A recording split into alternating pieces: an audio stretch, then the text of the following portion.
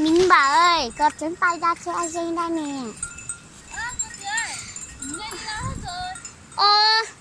Lại lại tiếp đi đi.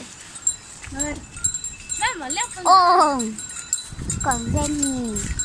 Này này, coi video không? Không. Đùa. Đấy.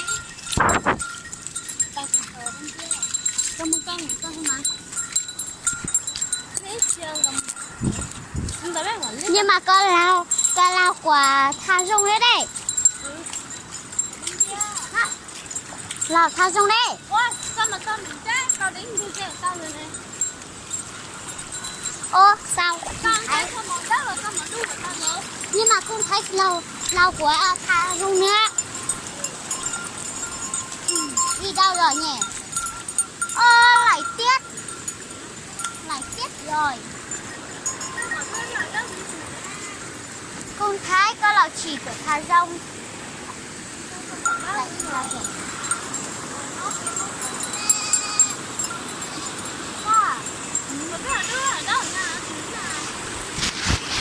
Go, tức của em trong đây là chè nó. Ha, ta chỉ có nhung lên là chìm nè.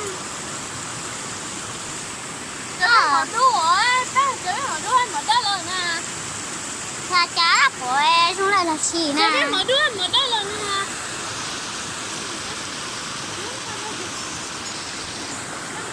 Nam mô cú bao xóa phổ, địa phổ nó phua cú sơ sơ, địa chỉ lo ua cha chỉ do. Ua nè, nhá. Chưa. Nè sao bộ bể hỏi bộ bỏ xuống lấy nhiều nào? Sao bỏ xuống lấy nhiều nào? Hả? Lại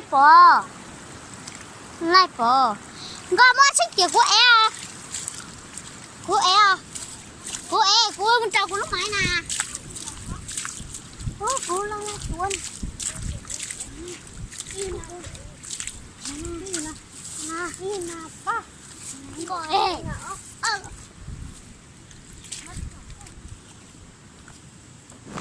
Ôi chén thằng này một tàu thế nào lại?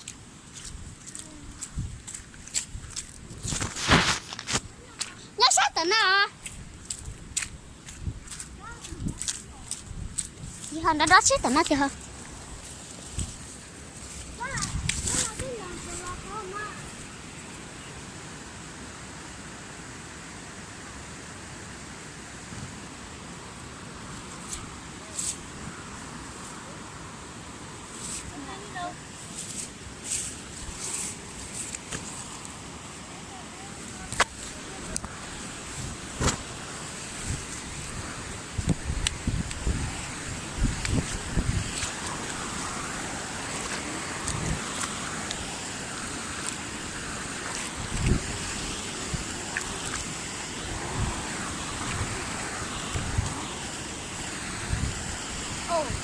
Bây giờ là lo. Trời ơi.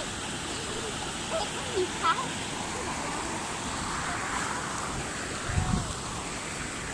Còn đây, có anh ta mà không.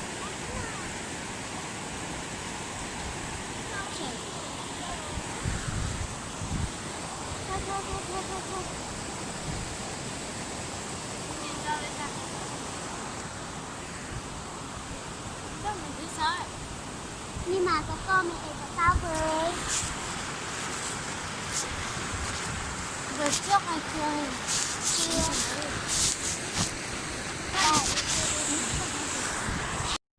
Tuyệt, rất thái à. Những bạn ơi, ai thích người những bạn ơi, ai thích người trồng cầu thì bọn mình giới thiệu nha. Hôm nay bọn tớ đi chăm dê có là hay ho. Nhưng bạn kia thì không hay. Bạn ấy buồn quá à. Bạn ấy khóc rồi nên không dám nhìn. Nếu bạn thích thì mình á để đi chăm dê này. Thấy dê được không? Đấy. Đấy, xinh chưa? Nếu bạn thấy dê xinh chưa? Thấy xinh chưa? Tôi này chút Mở cửa đấy.